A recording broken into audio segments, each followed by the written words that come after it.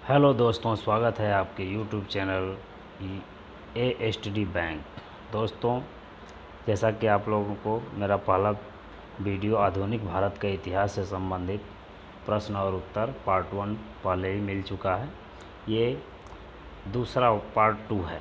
तो जैसा कि आप लोग को पता है कि उसमें हम आधुनिक भारत से रिलेटेड 15 प्रश्न लेकर आए थे और पार्ट 2 में भी हम 15 प्रश्न लेकर और उसके उत्तर लेकर आए हैं। तो दोस्तों, अगर आप लोगों ने मेरे चैनल को सब्सक्राइब नहीं किया है तो आप लोग मेरे चैनल को सब्सक्राइब कर लें और मेरे Telegram channel ASTD bank join करके आप मेरे PDF को भी डाउनलोड कर सकते हैं। तो चलिए हम अपने प्रश्नों की तरफ बढ़ते हैं।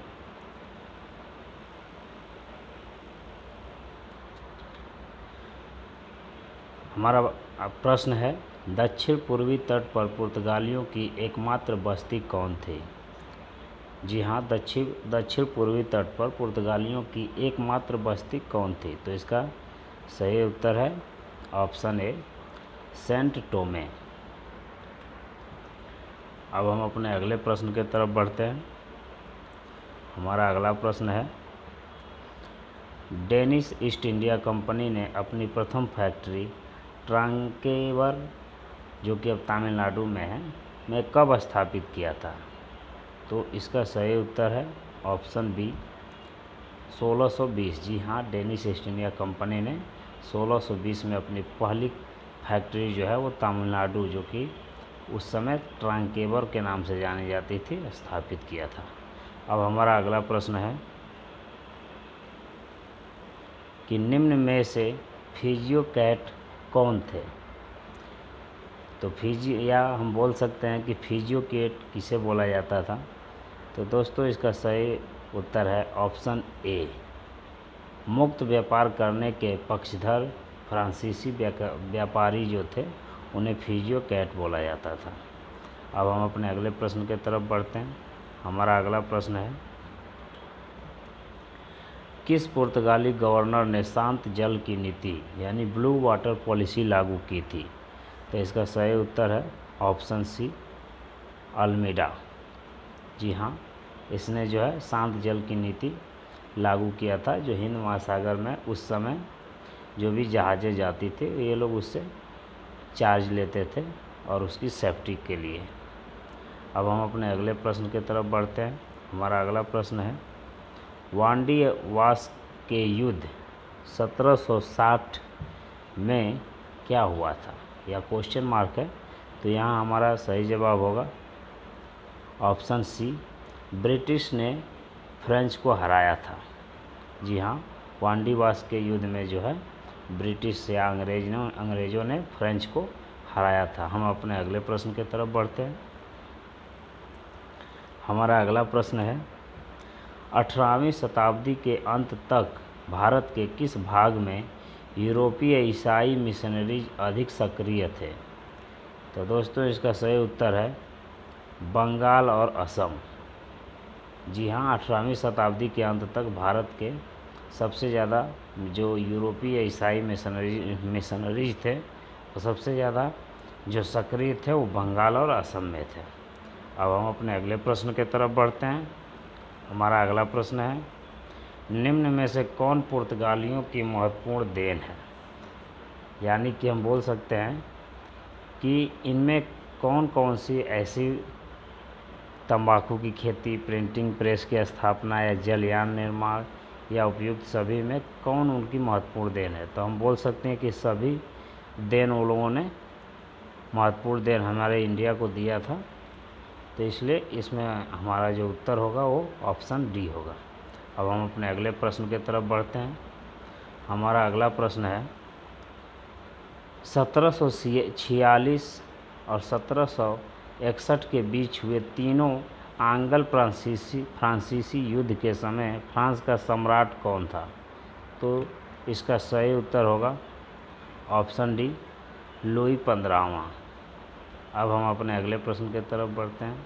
हमारा अगला प्रश्न है, विलियम हॉकिंस के संबंध में अधोलिखित कथनों में से कौन सत्य नहीं है?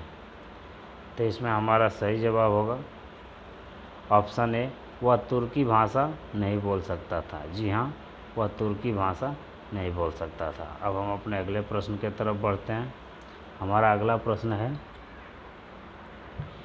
प्रारंभ में ब्रिटिश ईस्ट इंडिया कंपनी का क्या नाम था? यानी शुरुआती दौर में ब्रिटिश ईस्ट इंडिया कंपनी का क्या नाम था? तो इसका सही जवाब है ऑप्शन डी। इसका पूरा नाम था the governor and company of merchant of London trading into the East Indies.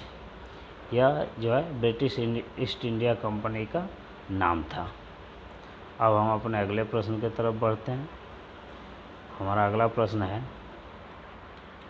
Bengal का कौन सा बंदरगाह पुर्तगालियों के समय पोर्टे ग्रांडे नाम से जाना जाता था? तो इसका सही जवाब होगा ऑप्शन सी, चटगांव, जो कि अब आपका बांग्लादेश में पड़ता है। उस समय यह जो है बांग्लादेश का नहीं, बंगाल का क्षेत्र था।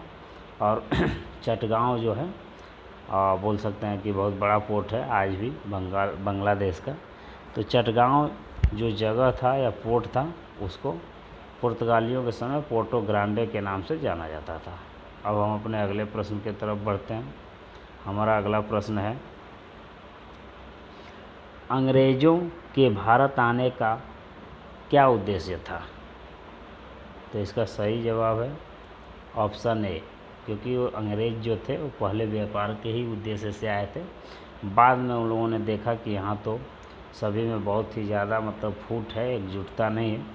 इसके बाद वो लोगों ने अपना टारगेट चेंज कर दिया और हमारे भारत देश पे अपना राज करने लगे। बट उन लोग के आने का उद्देश्य जो था वो व्यापार ही था।